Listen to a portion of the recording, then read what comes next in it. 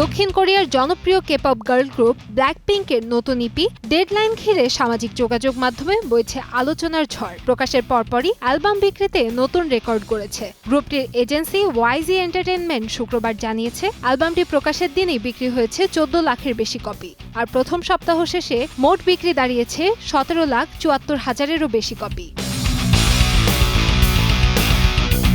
Album বিক্রির পরিসংখ্যান প্রকাশকারী প্রতিষ্ঠান জানিয়েছে, কেপপ গার্ল গ্রুপের মধ্যে প্রথম সপ্তাহে এটি সর্বোচ্চ বিক্রির রেকর্ড। এর আগে প্রকাশিত ব্ল্যাকপিঙ্কের অ্যালবাম বর্ন পিঙ্কের তুলনায় প্রায় ২,৩০,০০০ কপি বেশি বিক্রি হয়েছে ডেডলাইন।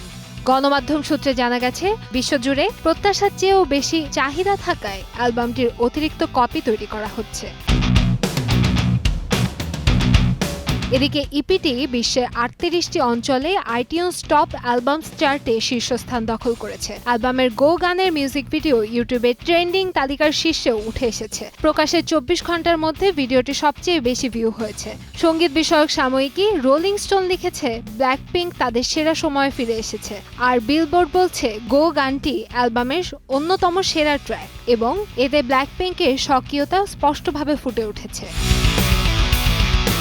২০২৫ সালে জুলাইয়ে বিশ্ব ট্যুরে ডেডলাইনের ঘোষণা দেয় ব্ল্যাকপিঙ্ক। অ্যালবামের নামটিও সেই ট্যুর থেকেই নেওয়া। চলতি বছরের জানুয়ারি পর্যন্ত ১৬টি শহরে ৩৩টি শো করেছে গ্রুপটি। ট্যুর চলাকালে লন্ডনের ওয়েম্বলি স্টেডিয়াম সহ বিশ্বের বিভিন্ন বড় স্টেডিয়ামে হাউসফুল পারফরম্যান্স করেছে তারা। কান্তাময়ী স্নেহা, সময় সংবাদ।